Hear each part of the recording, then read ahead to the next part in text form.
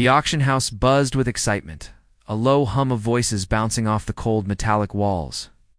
A banner read Special Canine Unit Sale, retired German Shepherds and trained dogs for service use only. Men in suits, ranchers, and security. Professionals filled the seats, flipping through catalogs, calling in bids. It wasn't a place for children. But then, silence fell slowly, like dominoes tipping over one by one.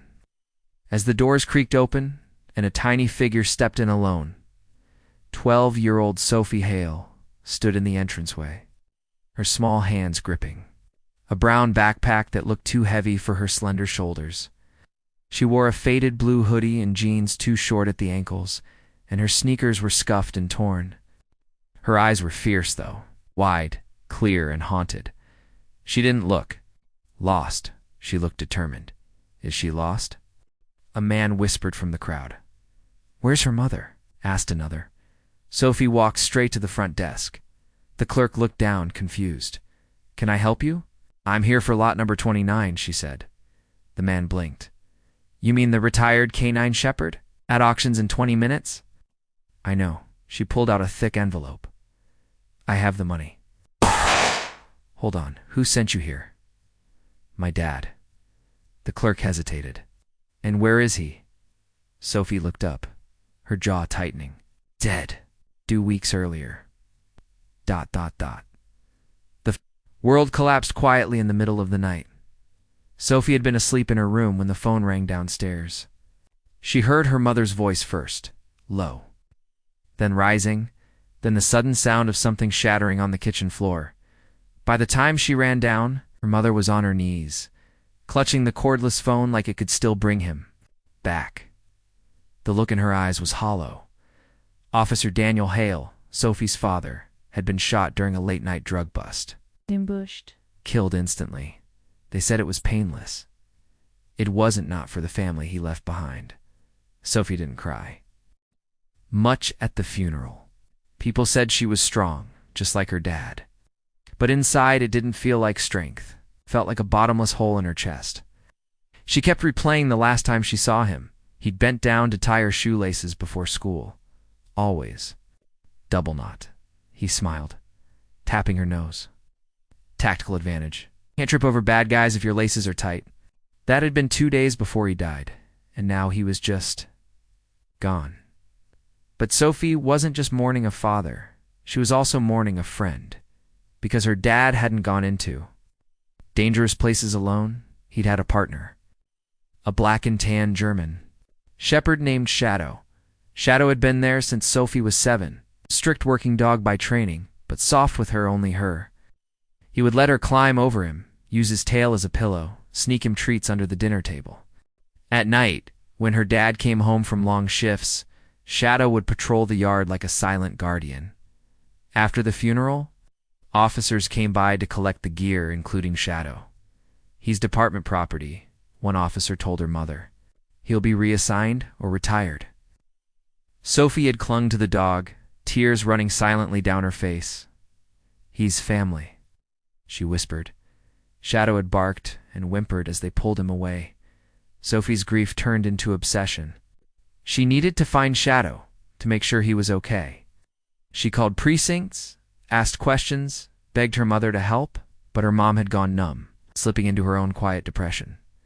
Then Sophie overheard a call. "Lot number 29, yes, he's the one from Hale's unit. Being auctioned next month. It's considered too old for reassignment." Her breath caught. Auctioned. They were selling Shadow. She'd never run so fast to get a pencil in her life.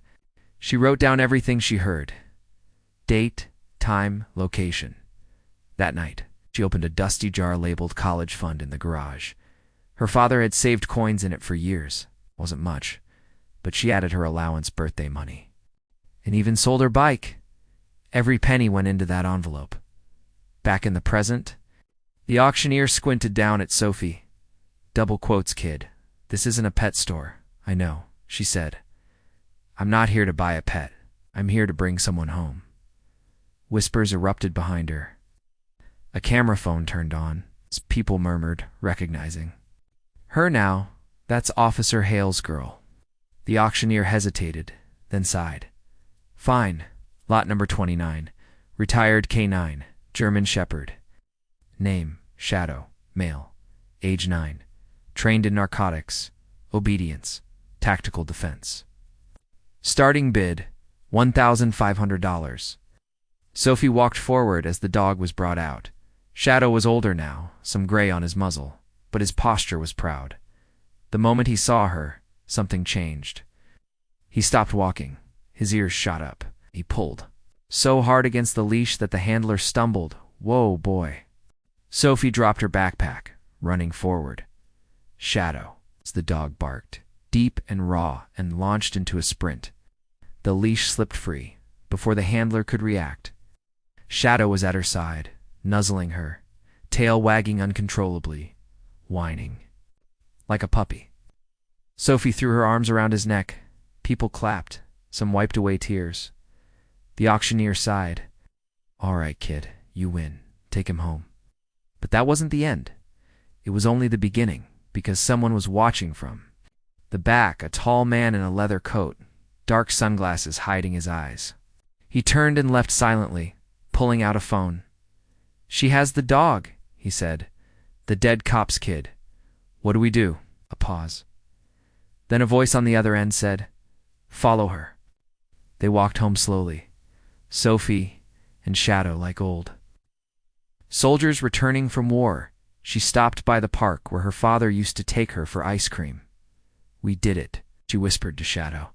We're together again. The dog nuzzled her hand. But just across the street, that same black SUV idled by the curb watching. Waiting, Shadow stiffened suddenly. He growled low. Sophie turned, heart racing. Nothing but Shadow knew better. Trouble. It was coming, and this time, there was no one left to protect Sophie. Except for him. That night, Sophie barely slept. She and Shadow lay curled together on her bedroom floor, just like they used to. The big dog rested his head on her chest, his breathing slow and steady. But Sophie was wide-eyed, staring at the ceiling. Her heart was heavy, not just with grief, but with fear. Shadow had sensed something outside, and Sophie believed him. Her father always said, a good dog listens, a great dog sees. But the best dogs, they feel things before they happen. Shadow had always been the best. The next morning, Sophie walked into the kitchen with Shadow at her side. Her mother sat at the table, staring into a cold cup of coffee. Her eyes were red, and the dark circles under them had grown deeper. She hadn't smiled in weeks. I got Shadow back, Sophie said gently. Her mother looked up, startled. Then she gasped. Oh my God. Her voice cracked as she stood up. Covering her mouth with her hands, Shadow walked forward slowly, as if understanding her pain. She knelt down, throwing her arms around him. Tears fell freely. It was the first time she'd cried since the funeral. I thought they took him, she whispered. They did, Sophie said. But I brought him back. Mother looked at her. How I paid for him, at the auction. I used Dad's coin jar, and everything else I had. Her mother reached out and pulled Sophie into her arms. I'm so sorry I haven't been there for you, she whispered. I didn't know how to be strong. You don't have to be strong, Sophie said. We just have to be together. Peace didn't last long. That afternoon, the SUV came back. It pulled up across the street as Sophie and Shadow were returning from the grocery store. Two men sat inside, both wearing dark glasses. They didn't move. They didn't speak. Just watched. Shadow stopped walking. His ears twitched. Then he growled. Low. Deep. Dangerous. Sophie froze. Shadow. The dog's eyes locked on the vehicle. Then he stepped in front of Sophie, his body tense, protective. The SUV pulled away slowly. Sophie's heart was racing. Now, something wasn't right that night. Sophie did something she hadn't done since her dad died. She opened his old locker in the garage. Her father had kept files, folders with names, notes, maps. He used to tell her they were just grown up. Puzzles. But Sophie had always loved puzzles. She pulled out a file marked West Side Cartel, Raymond Marco. Inside were photographs, surveillance images, notes in her dad's handwriting. Shadow's name was written in the margins. A partner in a major undercover case. Sophie read through it. Her hands trembling. Marco was a powerful man, dangerous, and he'd slipped through the cracks. Again and again, the case had gone cold, until Sophie's dad found something, until he died, and now they were watching her. Not because of her, but because of Shadow. Later that night, Sophie whispered into the dog's ear, "You remember, don't you, what you saw?" Shadow stared at her, and then slowly. He walked to the closet and sat in front of it. She opened it. Behind an old shoebox, Shadow pawed at the floor. Sophie knelt down and found a small plastic case hidden. Inside was a flash drive. The next morning, Sophie skipped school. She walked into the police department lobby holding Shadow's leash in one hand and the flash drive in the other. "I need to speak to Detective Lyle," she said. "It's about my dad." They recognized her instantly. Within minutes, she was sitting across from a middle-aged detective with a scar under his left eye and a coffee cup that said, "Don't ask until I finish this." "What do you have?" "Sophie?" he asked gently. "This," she said, sliding the flash drive forward. "My dad hid it," Shadow showed me. Lyle plugged it into his laptop. Video files. Audio recordings. GPS logs. A full case. Names. Faces. Locations. Evidence gathered by Officer Hale and Shadow before his death. Lyle's eyes widened. This is enough to reopen the Marco investigation. Sophie nodded. "But be careful," she whispered. "They're watching us." Hours later, SWAT raided a warehouse on the edge of town. Drugs, weapons, documents, and something more shocking, a list of targets. On that list, Daniel Hale, Detective Lyle. Sophie Hale.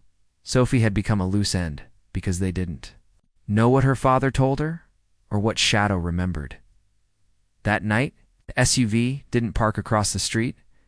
It came up the driveway. Shadow was the first to react. He ran to the door, barking furiously, tail stiff, body coiled like a spring. Sophie grabbed her mother and pulled her into the hallway. "Stay here," she said. "Call 911. The door rattled, then splintered. Two masked men burst in. One held a weapon, the other a taser. Shadow didn't wait. He launched at the armed man, teeth sinking into his forearm. The man screamed, dropping the gun. The second attacker lunged forward, but Sophie kicked the dropped taser to the side and shouted, "Shadow! Corner!" The dog obeyed instantly, forcing both men into the corner of the room. Blue and red lights flashed outside. Police poured in. Seconds later, both men were cuffed and dragged out. Shadow stood over Sophie, breathing hard, his eyes wild but focused. She hugged him tightly. "You protected us," she whispered, "just like Dad taught you." The next week was a blur. The media caught wind of the story. Dead cop's daughter and retired K9 bring down drug ring. Headlines ran in every paper. Cameras showed up at their door. Sophie didn't want the attention, but she understood something now.